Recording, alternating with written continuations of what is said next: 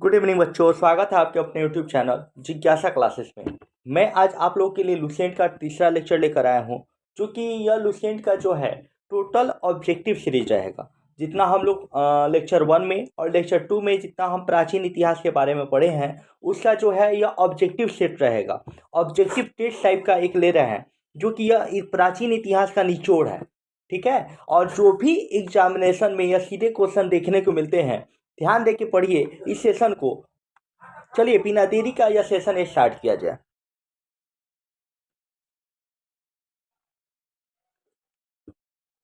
चलिए lecture start किया जाए। पहला क्वेश्चन क्या कह रहा है, देखिएगा। पहला क्वेश्चन कह रहा है क्या, इसको देखा जाए। पहला क्वेश्चन क्या कह रहा है। पहला क्वेश्चन कह रहा है कि इतिहास के तहत अध्ययन किया जाता है। क्वेश्चन क्या कह रहा है, इतिहास के तहत अध्ययन किया जाता है। ऑप्शन नंबर ए कह रहा है अतीत का, ऑप्शन नंबर बी कह रहा है समाज का, ऑप्शन नंबर सी कह रहा है शासन का, और ऑप्शन नंबर डी कह रहा है पर्यावरण का। तो इतिहास के तहत हम किसका अध्ययन करते हैं, तो इतिहास के तहत हम अतीतों का अध्ययन करते हैं। तो यहाँ पे ऑप्शन नंबर ए क्या हो जाएगा, सही हो जाएगा। अब कुछ पहलू जानेंगे हम इसमें क्या कह रहा है, यानी यहाँ पे ऑप्शन नंबर ए सही हो जाएगा। आपको क्वेश्चन क्या कह रहा है, इतिहास के तहत अध्ययन किया जाता है। तो इतिहास के तहत हम अतीतों का अध्ययन करते हैं। चलिए अब इसमें हम टॉपिक बाय टॉपिक जानेंगे, कुछ बातों को जानेंगे कि यह इतिहास जो होता है ना, वह मानव की मानव की विशिष्ट घटनाओं मानव की विशिष्ट घटनाओं का नाम होता है का नाम होता है। याद रखिएगा, इतिहास क्या होता है, मानव की विशिष्ट घटनाओं का नाम ही इतिहास होता है।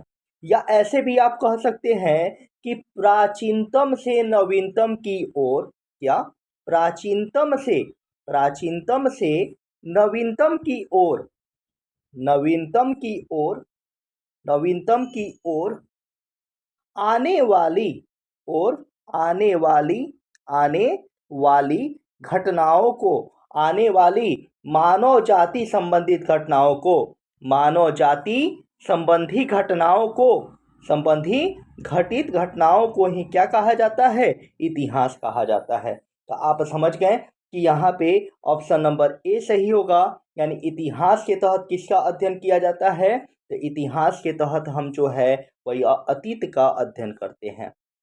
अब यह भी समझ गए कि प्राचीनतम हो यानी पुराना हो या नया हो, पुराना हो या नया की ओर आने वाली मानव जाति की जितनी घटनाएं होती है, जितने घटनाओं का वर्णन मिलता है, वह किसके तहत मिलता है, तो इतिहास के तहत मिलता है। ध्यान देके समझते रहिएगा। चलिए अगला क्वेश्चन को देखा जाए।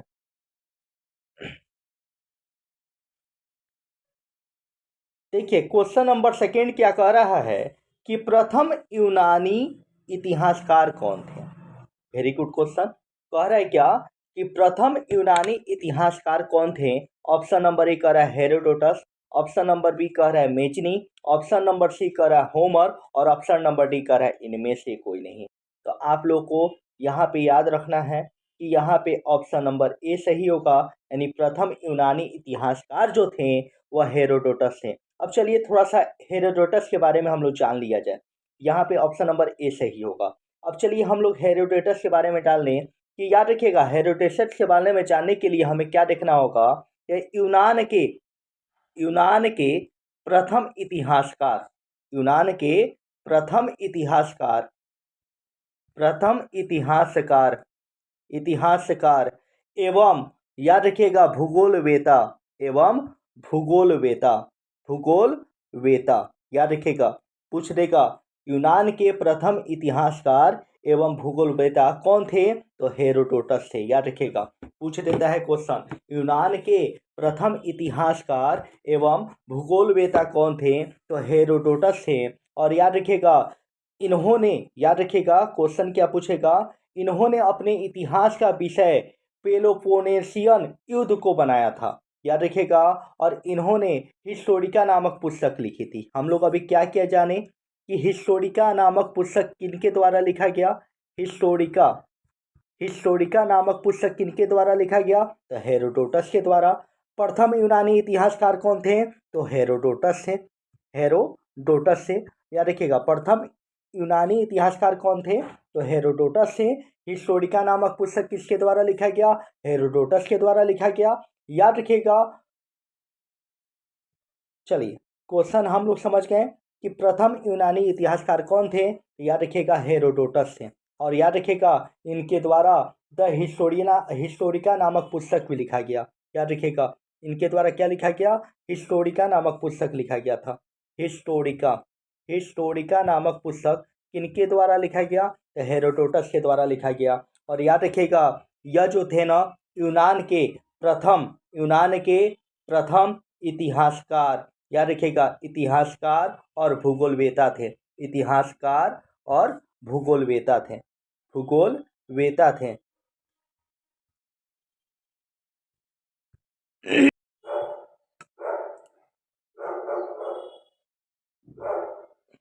देखिए, तीसरा नंबर क्वेश्चन कह रहा है क्या कि निम्नलिखित में से किसने स्पष्ट रूप से कहा कि इतिहास के समस्त निष्कर्ष युक्ति संगत साक्ष्यों पर आधारित है? यानी क्वेश्चन क्या कर रहा है, एक बार और सुनिएगा कि निम्नलिखित में से किसने स्पष्ट रूप से कहा कि इतिहास के समस्त निष्कर्ष युक्ति संगत साक्ष्यों पर आधारित है?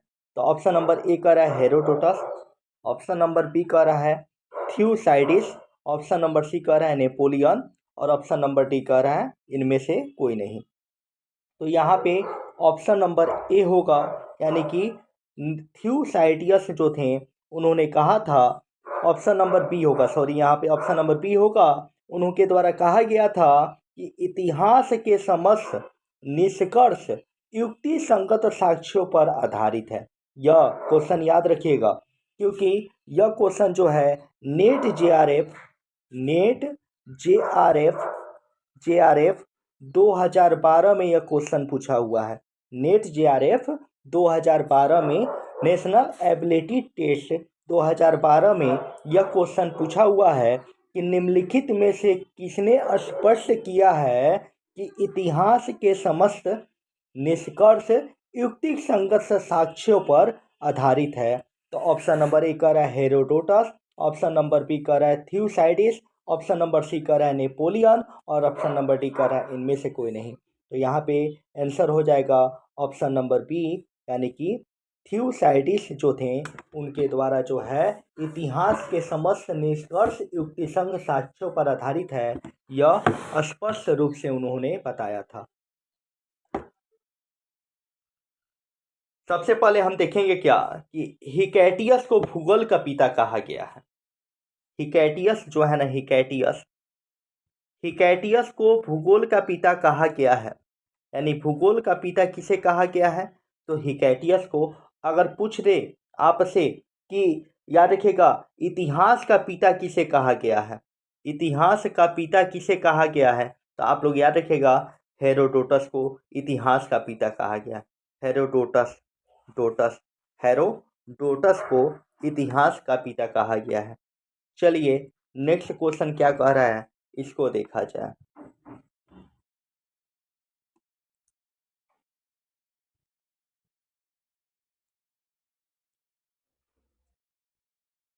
क्वेश्चन नंबर 4 क्या कह रहा है, देखिए, द हिस्ट्री के रचनाकार का नाम क्या है? द हिस्ट्री के रचनाकार के नाम क्या है? ऑप्शन नंबर कह रहा है हेरोडोटस, ऑप्शन नंबर बी कह रहा है सुकरात, ऑप्शन नंबर सी कह रहा है नेपोलियन, और ऑप्शन नंबर डी कह रहा है इनमें से कोई नहीं। याद रखिएगा कि यहाँ पे ऑप्शन नंबर ए सही होगा, यानी हेरोडोटस को द हिस्ट्री का रचनाकार कहा गया है। याद रखिएगा, और हेरोडोटस को इतिहास का पिता भी कहा गया है। हेरोडोटस को क्या कहा गया है? इतिहास का पिता। यानी किसे इतिहास का पिता कहा गया है? तो हेरोडोटस को इतिहास का पिता भी कहा गया है। चलिए, नेक्स्ट क्वेश्चन देखा जाए। कह रहा है क्या कि इतिहास के पिता की पदवी सही अर्थों में निम्न के से किससे संबंधित है? याद रखिएगा, पूछ देगा इतिहास के पिता की पदवी सही अर्थों में किससे संबंधित है? तो ऑप्शन नंबर ए कह रहा है हेरोडोटस, ऑप्शन नंबर बी कह रहा है सुकरात, ऑप्शन नंबर सी कह रहा है नेपोलियन और ऑप्शन नंबर डी कह रहा है इनमें से कोई नहीं। तो यहाँ पे आप लोग याद रखेंगे कि हेरोडोटस को इतिहास का पिता कहा गया है। किसे कहा गया है? तो हेरोडोटस को इतिहास का पिता कहा गया है। और याद रखिएगा, यह हेरोडोटस जो थे ना, वह प्रथम इतिहासकार थे। क्या थे? प्रथम इतिहासकार थे। याद रखिएगा, प्रथम इतिहासकार एवं भूगोलवेता, प्रथम इतिहासकार एवं भूगोलवेता जो थे ना, वह हेरोडोटस थे। और इसलिए इनको इतिहास का क्या किया था? पिता कहा जाता है। इन्होंने, हेरोडोटस जो थे, वह हिस्टोरिका नामक पुस्तक को लिखा था। हिस्टोरिका नामक पुस्तक को किनके द्वारा लिखा गया था? तो हेरोडोटस के द्वारा लिखा गया था। चलिए देखिए, अगर मेरे यूट्यूब चैनल पर आप नए हो तो मेरे यूट्यूब चैनल को लाइक करें, सब्सक्राइब करें और शेयर जरूर करें। चलिए अगला क्वेश्चन को देखा जाए। अगला क्वेश्चन क्या कह रहा है, चलिए इसको देखा जाए। अगला क्वेश्चन आ गया कि इतिहास अपने को दोहराता है। इतिहास अपने को दोहराता है, यह किसका कथन है? इतिहास अपने को दोहराता है, यह किसका कथन है? तो क्वेश्चन क्या कर रहे हैं, एक बार और रिपीट कर रहे हैं कि इतिहास अपने को दोहराता है, यह किसका कथन है? ऑप्शन नंबर ए कह रहा है Karl Marx, option number B कह रहा है हिगेल, ऑप्शन नंबर सी कह रहा है कलहण और ऑप्शन नंबर डी कह रहा है बर्नी। याद रखिएगा, तो यहाँ पे ऑप्शन नंबर ए सही होगा, यानी यह कार्ल मार्क्स का कथन है। याद रखिएगा, यह किसका कथन है? कार्ल मार्क्स के द्वारा कहा गया है इतिहास अपने को दोहराता है। और याद रखिएगा कि यह जो है ना, याद रखिएगा, कार्ल मार्क्स का कथन है इतिहास अपने को दोहराता है। चलिए अगले क्वेश्चन को देखा जाए।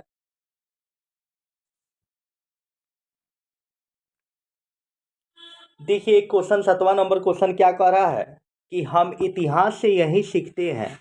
क्वेश्चन क्या कर रहा है, देखिए कह रहा है क्या, हम इतिहास से यही सीखते हैं कि आदमी इतिहास से कुछ भी नहीं सीखता। हम इतिहास से यही सीखते हैं कि आदमी इतिहास से कभी कुछ नहीं सीखता। यह कथन किसका है? तो ऑप्शन नंबर ए कह रहा है हेगेल का, ऑप्शन नंबर बी कह रहा है कार्ल मार्क्स का, ऑप्शन नंबर सी कह रहा है नेपोलियन का और ऑप्शन नंबर डी कह रहा है इनमें से कोई नहीं। वेरी गुड क्वेश्चन है। तो यह कथन जो था वह हिगेल का था कि हम इतिहास से यह सीखते हैं कि आदमी इतिहास से कुछ भी नहीं सीखता। यह कथन था हिगेल का। तो यहाँ पे ऑप्शन नंबर ए क्या हो जाएगा? सही हो जाएगा। यहाँ पे ऑप्शन नंबर क्या सही हो जाएगा? ए। देखिए अब हिगेल के बारे में हम लोग थोड़ा सा जान लें। यहाँ पे ऑप्शन नंबर ए सही होगा। अब थोड़ा सा हिगेल के बारे में हम लोग समझ लें कि हिगेल जो था, इनका जन्म, हिगेल का जन्म जो है कब हुआ था? तो हिगेल का जन्म जो था 1770 ईस्वी में हुआ था। याद रखिएगा, 1770 में हिगेल का जन्म हुआ था। याद रखिएगा, हिगेल जो थे एक जर्मनी का दार्शनिक माना जाता था। हिगेल को जर्मनी का दार्शनिक कहा जाता है। जर्मनी का क्या कहा जाता है? दार्शनिक कहा जाता है। हिगेल को जर्मनी का दार्शनिक कहा जाता है। और हिगेल के द्वारा ही यह कथन दिया गया था, हम इतिहास से यही सीखते हैं कि आदमी इतिहास से कभी कुछ नहीं सीखता। यह कथन जो है हिगेल के द्वारा दिया गया। और हिगेल का जन्म जो है वह, याद रखिएगा, 1770 में हुआ था। 1770 में हुआ था। और हिगेल कहाँ का दार्शनिक था? तो जर्मनी का दार्शनिक था। याद रखिएगा, हिगेल कहाँ का दार्शनिक था?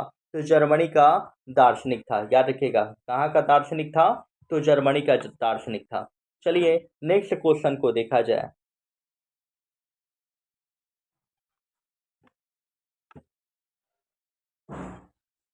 देखिए नेक्स्ट क्वेश्चन क्या कर रहा है, किसका कथन है? किसका कथन है कि समस्त इतिहास वर्ग संघर्ष का इतिहास है?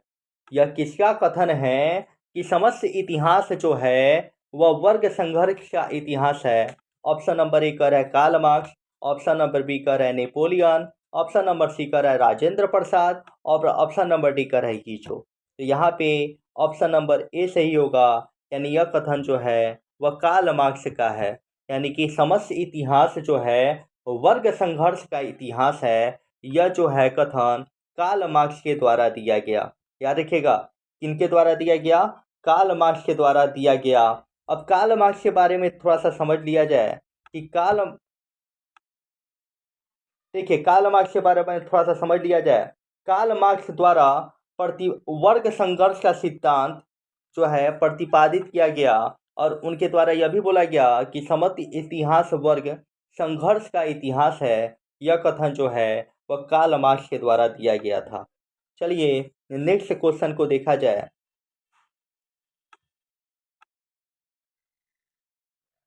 यह जो क्वेश्चन है सीडीएस एग्जाम 2010 में पूछा हुआ क्वेश्चन है।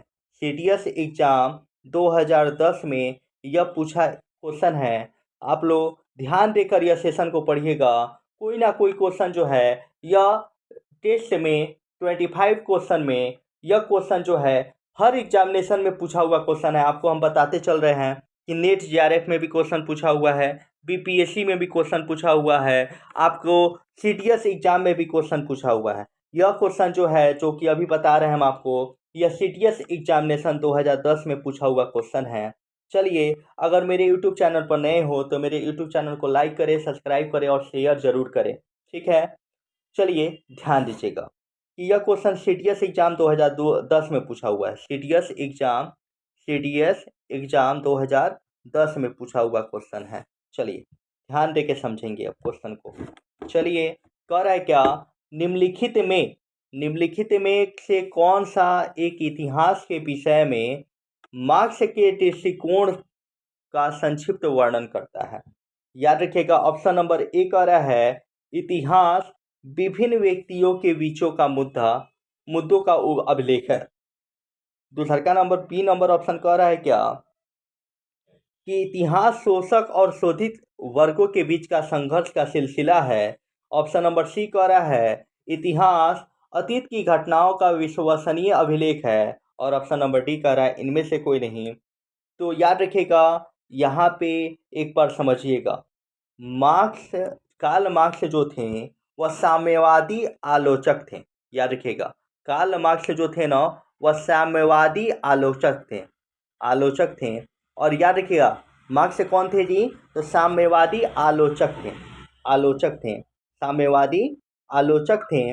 और उन्होंने वर्ग संघर्ष के सिद्धांत को प्रमुखता दी। यानी कि वर्ग संघर्ष सिद्धांत को प्रमुख बनाया और उन्होंने इतिहास को वर्ग संघर्ष की प्रक्रिया की उपज बताया। याद रखिएगा तो यहाँ पे ऑप्शन नंबर बी सही हो जाएगा। इतिहास शोषक और शोधित वर्गों के बीच का संघर्ष का क्या है? सिलसिला है।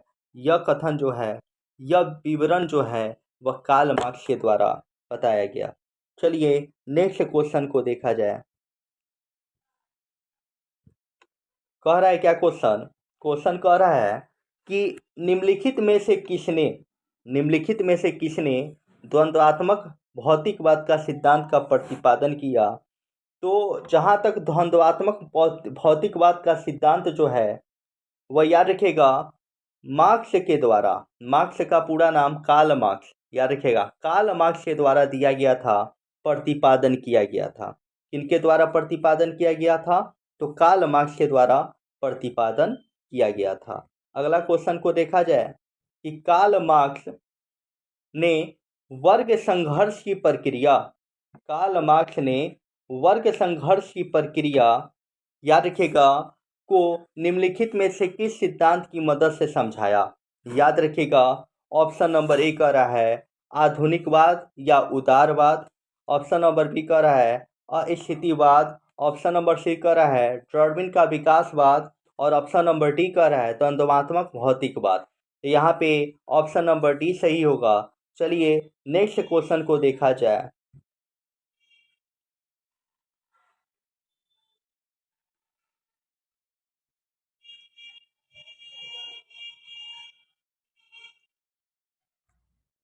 यह 11 नंबर जो क्वेश्चन है यूपीएससी एग्ज़ाम 2011 में पूछा गया यह क्वेश्चन है। याद रखिएगा, यूपीएससी एग्ज़ाम 2011 में पूछा यह क्वेश्चन है कि कार्ल मार्क्स ने वर्ग संघर्ष की प्रक्रिया को निम्नलिखित में किस सिद्धांत की मदद से समझाया। तो आप लोग याद रखिएगा ऑप्शन नंबर डी, द्वंद्वात्मक भौतिकवाद। याद रखिएगा। नेक्स्ट क्वेश्चन को देखा जाए। देखिए क्वेश्चन क्या कह रहा है, इतिहास विगत की राजनीति है। इतिहास विगत की राजनीति है, वह याद रखिएगा यह कथन किसके द्वारा बताया गया था। इतिहास विगत की राजनीति है, यह किनके द्वारा बताया गया था। ऑप्शन नंबर ए कर अष्टबस, ऑप्शन नंबर बी कर कार्लेयल, ऑप्शन नंबर सी कर सीले और ऑप्शन नंबर डी कर है इनमें से कोई नहीं। तो याद रखिएगा कि सीले, यहाँ पे ऑप्शन नंबर जो होगा सी सही होगा, यानी कि सीले के द्वारा यह कथन कहा गया था इतिहास विगत की राजनीति है। और इनके बारे में हम लोग थोड़ा देखेंगे। इतिहास और राजनीति विज्ञान के बीच संबंध में स्वर्गीय सर जॉन सीले द्वारा कहा गया कि इतिहास के बिना राजनीति का कोई मूल्य नहीं है। इतिहास के बिना इतिहास के बिना इतिहास के बिना राजनीति का कोई मूल्य नहीं है। राजनीति का कोई मूल्य नहीं है। यह किनके द्वारा कहा गया था, तो सीले के द्वारा कहा गया था। और जॉन सीले जो थे ना, जॉन सीले, सीले का पूरा नाम क्या था, तो जॉन सीले। जॉन सीले, याद रखिएगा सीले का पूरा नाम क्या था, जॉन सीले। और जॉन सीले जो थे ना, वह एक निबंधकार और इतिहासकार थे। यानी वह एक इतिहासकार और निबंधकार थे। निबंधकार थे, यानी पूछ देगा आपसे कि जॉन सीले जो थे वह जॉन सीले इतिहासकार के साथ साथ क्या थे, निबंधकार भी थे। और याद रखिएगा जॉन सीले का जन्म 1834 में हुआ था। कब हुआ था, 1834 में क्या हुआ था, जन्म हुआ था। और कहाँ हुआ था, तो लंदन में हुआ था। कहाँ हुआ था, लंदन में हुआ था। ध्यान दे के समझते चलिएगा, हर एक पहलू हम बताएंगे। और यह भी आप लोगों का क्वेश्चन जो है नेट जेआरएफ, याद रखिएगा नेट जेआरएफ 2024 में पूछा हुआ यह क्वेश्चन है। नेट जेआरएफ, याद रखिएगा नेट जेआरएफ जेआरएफ 2004 में भी यह क्वेश्चन पूछा हुआ था और 2013 में भी यह क्वेश्चन पूछा हुआ है। याद रखिएगा यह नेट जेआरएफ 2004 और 2013 में पूछा हुआ क्वेश्चन है। क्वेश्चन क्या कह रहा है देखा जाए। क्वेश्चन यहाँ पे कह रहा है कि क्वेश्चन क्या कह रहा है देखा जाए, इतिहास विगत की राजनीति है, यह कथन किसका है। ऑप्शन नंबर ए एस्टबस, ऑप्शन नंबर बी जो है कार्लेयल, ऑप्शन नंबर सी सीले और ऑप्शन नंबर डी इनमें से कोई नहीं। तो यहाँ पे ऑप्शन नंबर सी सही होगा, सीले। एक बार सीले के बारे में और समझ लिया जाए कि सीले जो थे वह निबंधकार भी थे, निबंधकार भी थे और इतिहासकार भी थे, और इतिहासकार भी थे। याद रखिएगा। और सीले के बारे में एक चीज़ और जान लिया जाए कि सीले जो थे इनका जन्म जन्म 1834 में हुआ था। और कहाँ हुआ था, तो लंदन में हुआ था। कहाँ हुआ था, लंदन में हुआ था। और सीले के बारे में सीले एक और कथन दिए थे, क्या दिए थे, इतिहास के बिना राजनीति का कोई मूल्य नहीं है। इतिहास के बिना, इतिहास के बिना राजनीति का बिना राजनीति का कोई मूल्य नहीं है। राजनीति का कोई मूल्य नहीं है, का कोई मूल्य नहीं है, कोई मूल्य नहीं है, कोई मूल्य नहीं है, कोई मूल्य नहीं है, नहीं है। इतिहास के बिना राजनीति का कोई मूल्य नहीं है, यह कथन जो था वह सीले के द्वारा दिया गया था। और आपसे यह भी क्वेश्चन पूछ देगा, सीले का पूरा नाम बताइए, सीले का पूरा नाम, सीले का पूरा नाम बताइए। तो सीले का पूरा नाम आप लोग याद रखिएगा क्या था, जॉन सीले, जॉन सीले। यह आपका नेट जेआरएफ 2004 में पूछा हुआ क्वेश्चन है और 2013 में पूछा हुआ क्वेश्चन है। तो इस पर विशेष ध्यान दीजिएगा। यह 2024 चल रहा है, इसमें यह क्वेश्चन आ भी सकता है। 2024 में यह क्वेश्चन पूछ सकता है। नेट जेआरएफ 2000, जेआरएफ 2000 2004 में क्वेश्चन यह पूछा था और 2013 में यह पूछा हुआ क्वेश्चन है। चलिए बिना देरी का अगला टॉपिक देखा जाए।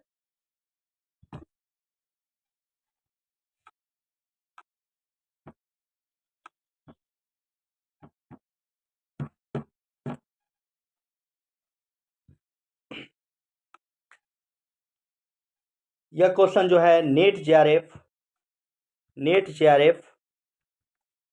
2019 में पूछा हुआ क्वेश्चन है। देखिए, अधिकांश क्वेश्चन लुसेंट से ही पूछता है, चाहे वह यूपीएससी हो, चाहे वह बीपीएससी हो, चाहे वह नेट जेआरएफ हो, चाहे वह एसएसबी का एग्जाम हो, सीडी का एग्जाम हो, या बिहार पुलिस हो, कोई भी यूपी पुलिस हो, झारखंड पुलिस हो, या कोई भी एग्जामिनेशन हो, हर वह छोटा से छोटा एग्जाम, हर वह बड़ा से बड़ा एग्जाम जिसमें जीके जीएस पूछता है, जिसमें जीके जीएस आता है, जिसमें इतिहास आता है, भूगोल आता है, राजनीति विज्ञान आता है, और याद रखिएगा बहुत सारे विषय आते हैं, फिजिक्स आता है, केमिस्ट्री आता है, बायोलॉजी आता है। यह सब जितने भी चीज़ आते हैं वह अगर आपका लुसेंट बढ़िया होगा तो आप अच्छा से अच्छा नंबर ला सकते हैं। और देखिए, अब 25 एग्जाम में आपको बता दिए, यूपीएससी में भी क्वेश्चन पूछा हुआ है, बीपीएससी में भी पूछा हुआ क्वेश्चन है, नेट जेआरएफ में भी पूछा हुआ क्वेश्चन है। देखिए, नेट जेआरएफ में अधिकांश क्वेश्चन इस लेवल का आता है। नेट जेआरएफ में ऑब्जेक्टिव लेवल जो है इसी लेवल का एग्जामिनेशन में क्वेश्चन आता है। देखिए, यह जो है ना, यह 13 नंबर क्वेश्चन जो है नेट जेआरएफ 2019 में पूछा हुआ क्वेश्चन है। क्वेश्चन क्या कर रहा है, एक बार और रिपीट करेंगे हम कि किस इतिहास दर्शन शास्त्री ने कहा था समस्त इतिहास समकालीन इतिहास है। समस्त इतिहास जो है वह समकालीन इतिहास है। यह किनके द्वारा बोला गया था? तो याद रखिएगा, ऑप्शन नंबर ए कह रहा है Benedetto crotch. Option number B कह रहा है गायम। ऑप्शन नंबर सी कह रहा है ओसावाल्ड। ऑप्शन नंबर डी कह रहा है इनमें से कोई नहीं। यहाँ पे ऑप्शन नंबर याद रखिएगा ए सही होगा, बेनेडिटो क्रोच। अब देखिए, यहाँ पे यह क्वेश्चन जो है कब पूछा हुआ है? नेट जेआरएफ में 2019 में पूछा हुआ क्वेश्चन है। 2019 में पूछा हुआ क्वेश्चन है। तो आप लोग विशेष तौर पर यह वीडियो को लाइक करें, शेयर करें और सब्सक्राइब करें कि हर बच्चे के पास यह जो है वीडियो पहुंच सके, जिससे आप लोग को बहुत ज़्यादा सुविधा मिल सके। चलिए देखा जाए अगला क्वेश्चन। अगला क्वेश्चन क्या कह रहा है, चलिए देखा जाए।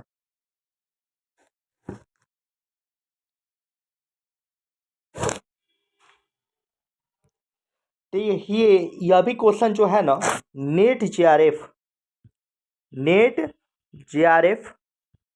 2016 में पूछा हुआ क्वेश्चन है। नेट जेआरएफ 2016 में पूछा हुआ क्वेश्चन यह है। और साथ साथ यह जो है बीजेएस यानी Bihar judiciary service, Bihar judiciary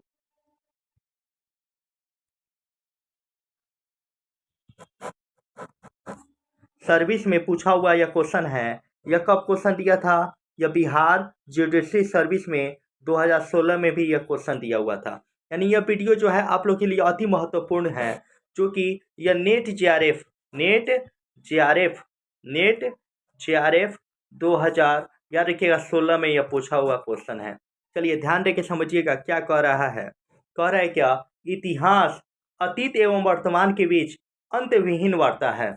इतिहास अतीत एवं वर्तमान के बीच अंतहीन वार्ता है। यह कथन किसका है? ऑप्शन नंबर ए कह रहा है ईएचआर का। ऑप्शन नंबर बी कह रहा है बीएच स्मिथ का। ऑप्शन नंबर सी कह रहा है कार्ल मार्क्स। और ऑप्शन नंबर डी कह रहा है इनमें से कोई नहीं। देखिए, तो यहाँ पे ऑप्शन होगा ए, ऑप्शन नंबर ए सही होगा। ईएच कार को जो है का कथन था इतिहास अतीत एवं वर्तमान के बीच की अंतविहीन वार्ता है। अब चलिए, ईएच कार का पूरा नाम क्या था? चलिए देखा जाए। ईएच कार जो थे इनका पूरा नाम क्या था? तो पूरा नाम जो था ईएचआर का पूरा नाम, वो याद रखिएगा क्या था? एडवर्ड हल्लेट। एडवर्ड याद रखिएगा, एडवर्ड हल्लेट। याद रखिएगा एडवर्ड हल्लेट। याद रखिएगा, यानी ईएच जो थे इनका कार की उपाधि इनको मिला था। तो ईएच कार को यह जो था कार की उपाधि किनके द्वारा दिया गया था? कार की उपाधि किनके द्वारा दिया गया था? तो ब्रिटिश साम्राज्य के द्वारा। किनके द्वारा दिया गया था? तो ब्रिटिश साम्राज्य के द्वारा जो है ना इनको कार की उपाधि दी गई थी। इसलिए इनका पूरा नाम क्या बोलिएगा? Edward हल्लेट car. एडवर्ड, क्या बोलिएगा इनका पूरा नाम? Edward Edward Hallett Hallett Carr. याद रखिएगा, इनको कार की उपाधि किनके द्वारा दिया गया था? तो ब्रिटिश के द्वारा दिया गया था। किनके द्वारा दिया गया था? तो ब्रिटिश के द्वारा दिया गया था। आज इतिहास का गर्दा गर्दा मचा देना है, एकदम आप लोग को समझ में आएगा, एकदम हर टॉपिक बाय टॉपिक बताएंगे। तो ई एच कार यानी एडवर्ड हल्लेत कार, और इनको कार की उपाधि किनके द्वारा दिया गया था? तो ब्रिटिश के द्वारा दिया गया था। और याद रखिएगा, चलिए आपको यह क्वेश्चन जो है आप लोगों को समझ में आ गया होगा कि इतिहास अतीत एवं वर्तमान के बीच अंतर्विहीन वार्ता है। यह कथन जो था ई एच कार के द्वारा दिया गया था। चलिए नेक्स्ट क्वेश्चन को देखा जाए। कह रहा है क्या क्वेश्चन कि तिथियों के साथ प्रयुक्त,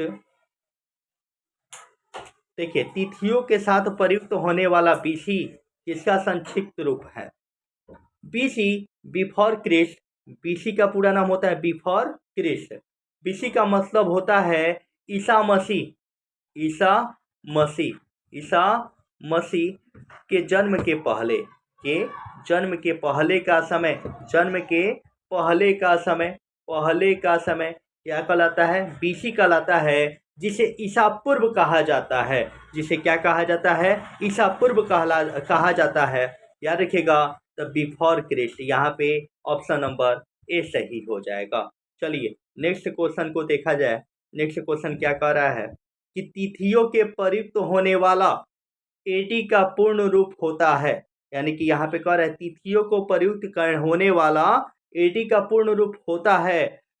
ऑप्शन नंबर ए कह रहा है एनोटोमनी, ऑप्शन नंबर बी कह रहा है, याद रखिएगा, offer dues, option number C कह रहा है ए एवं पी दोनों, और ऑप्शन नंबर सी कह रहा है इनमें से कोई नहीं। तो यहाँ पे याद रखिएगा एनोटोमनी, यानी कि ऑप्शन नंबर ए सही होगा। देखिए एडी का मतलब होता है, एडी एडी का मतलब होता है ईसा मसीह के जन्म के बाद का समय। ईसा मसीह के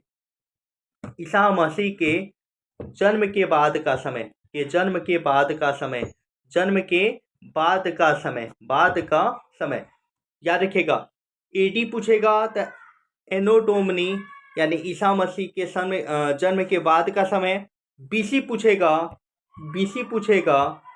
बीसी अगर पूछ दिया तो बिफोर क्रिस्ट यानी कि ईसा मसीह के जन्म के पहले, तो वह ईसा पूर्व। और याद रखिएगा कि अगर एडी पूछ दिया यानी ईसा मसीह के जन्म के बाद, यानी कि वह जो था, एडी का अर्थ होता है ईसवी और ईसा पूर्व। याद रखिएगा, बीसी का अर्थ होता है ईसा पूर्व और एडी का अर्थ होता है ईसवी। याद रखिएगा, इसमें कन्फ्यूजन मत होइएगा। यहाँ पे क्वेश्चन कह रहा है तिथियों से प्रयुक्त होने वाला एडी का पूर्ण रूप होता है एनोडोमनी होता है। क्या होता है? एनोडोमनी। चलिए नेक्स्ट क्वेश्चन देखा जाए।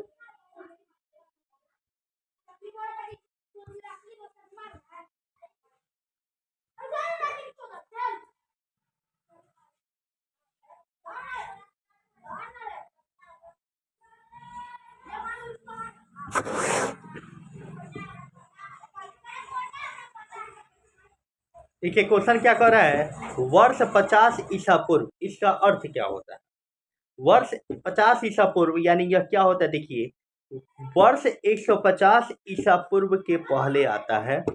बी नंबर ऑप्शन, वर्ष 150 ईसा पूर्व के बाद आता है। जिस वर्ष में 150 ईसा पूर्व आता है, जिस दशक में 150 ईसा पूर्व आता है, तो यहाँ पे ऑप्शन नंबर बी सही हो जाएगा, यानी 150 ईसा पूर्व के बाद का आता है क्या? वर्ष 50 ईसा पूर्व। ध्यान दीजिएगा, अगला टॉपिक देखा जाए। कह रहा है यहाँ पे अगला क्वेश्चन कि वर्ष 1050 ईस्वी किस शताब्दी में आता है? वर्ष 1015 ईस्वी, 1015 ईस्वी, 1015 ईस्वी किस शताब्दी में आता है? ऑप्शन नंबर ए कह रहा है 10वीं शताब्दी ईसा पूर्व में, ऑप्शन नंबर बी कह रहा है 10वीं ईसा पूर्व ईस्वी में, 11वीं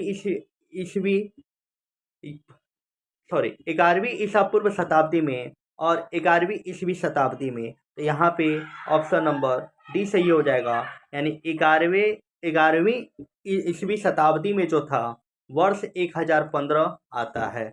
अगला क्वेश्चन क्या पूछ दिया, अगला क्वेश्चन देखा जाए, विक्रम संवत का प्रारंभ हुआ था। विक्रम संवत का प्रारंभ हुआ था, ये देखा जाए क्वेश्चन कि विक्रम संवत का प्रारंभ कब हुआ था। तो याद रखिएगा 58 ईसा पूर्व में विक्रम संवत का प्रारंभ हुआ था। याद रखिएगा, याद रखिएगा विक्रम संवत का प्रारंभ 58 ईसा पूर्व में हुआ था। और विक्रम संवत के बारे में अब थोड़ा सा देख लिया जाए कि विक्रम भारतीय उपमहाद्वीप में प्रचलित हिंदू पंचांग है।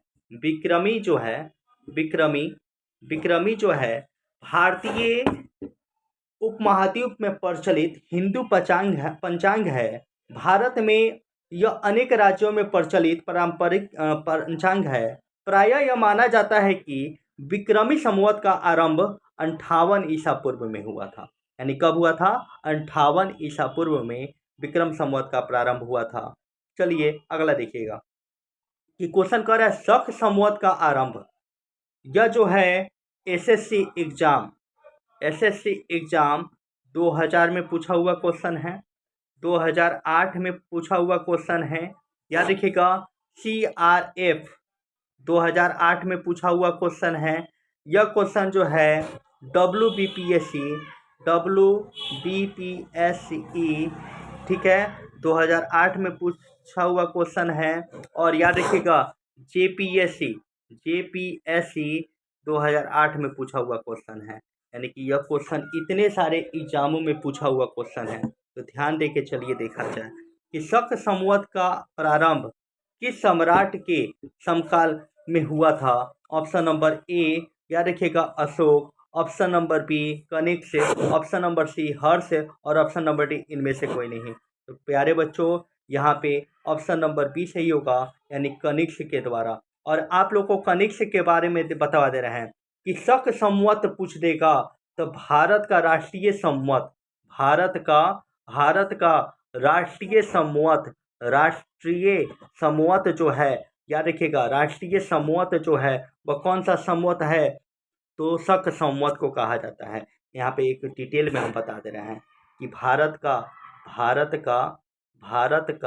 राष्ट्रीय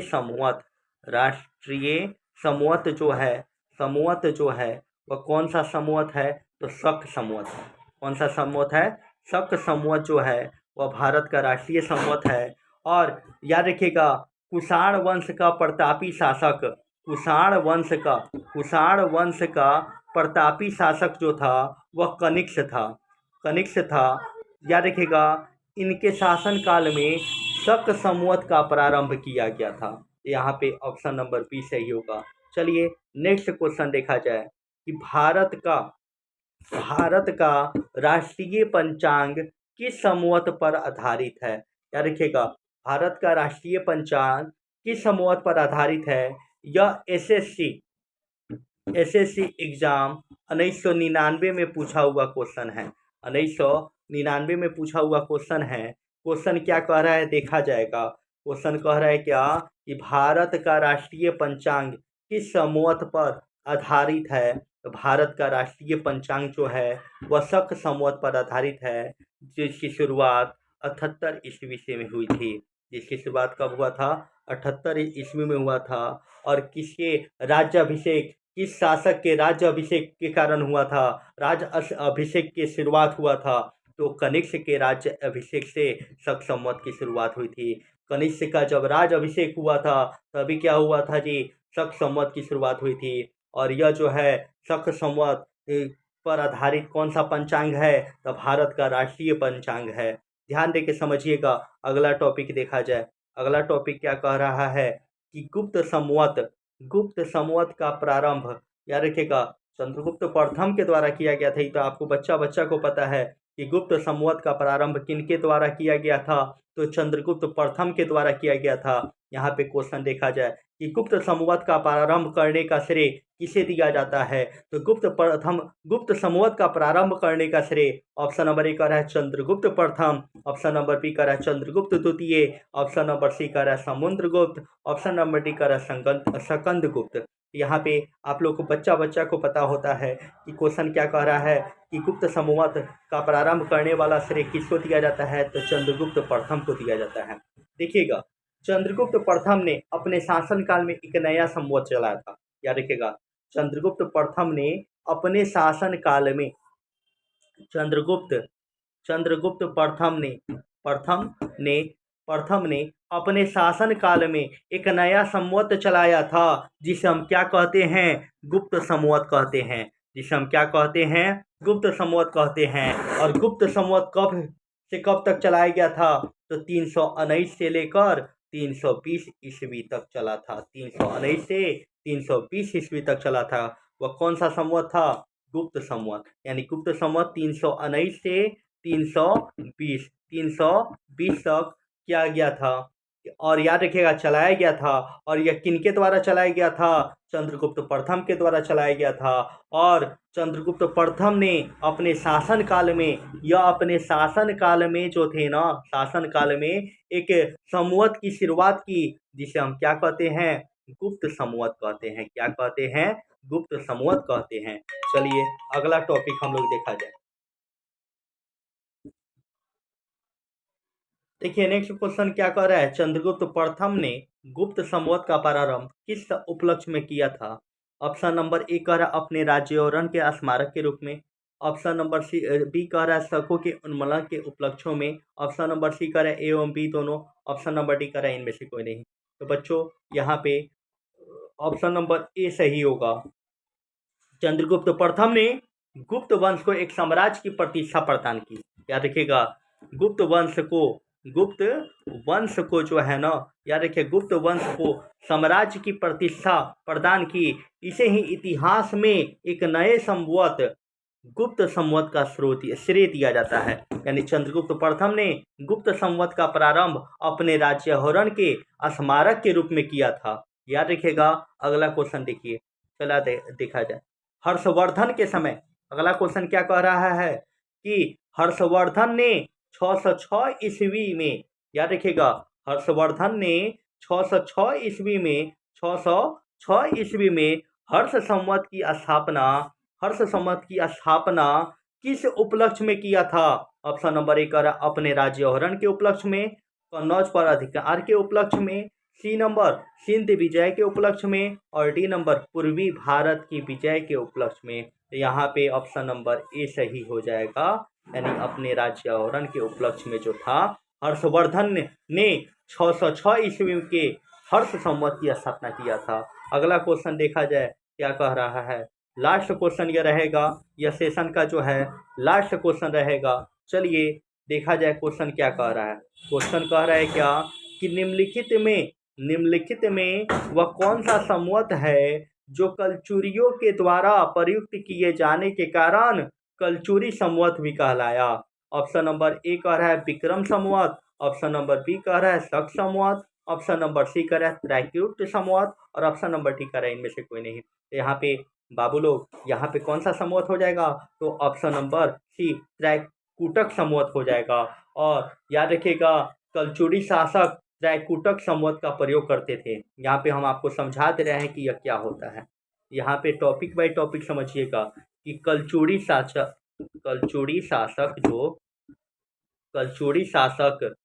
त्रैकूट संवत का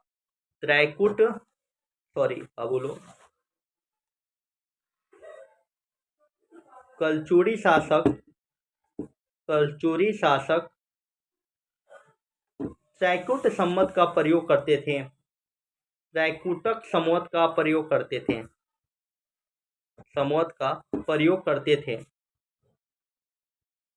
करते थे, जो कब से कब तक चला था, 248 से 249 तक चला था। याद रखिएगा, यह कब से कब तक प्रचलित था, तो 248 से 249 तक प्रचलित था। आपका क्वेश्चन क्या कह रहा है देखा जाए। आपका क्वेश्चन कह रहा है कि निम्नलिखित में वह कौन सा संवत है जो कलचुरियों द्वारा प्रयुक्त किए जाने के कारण कलचुरी संवत भी कहलाया। तो यहाँ पे ऑप्शन नंबर सी सही होगा, त्रैकूट संवत। चलिए यहाँ तक बनने के लिए बहुत बहुत धन्यवाद। चलिए आज यहाँ ही सेशन ख़त्म किया जाएगा। और हम लोग आज 25 क्वेश्चन पढ़े हैं लोग। 25 क्वेश्चन सीधे ये जो था हर एग्जामिनेशन में पूछा हुआ क्वेश्चन है। नेट जीआरएफ हो, एसएससी हो, बीएसएससी हो, सब एग्जामिनेशन में ये क्वेश्चन पूछा हुआ है। चलिए बिना देरी का अब क्लास ख़त्म किया जाए। जय हिंद, जय भारत।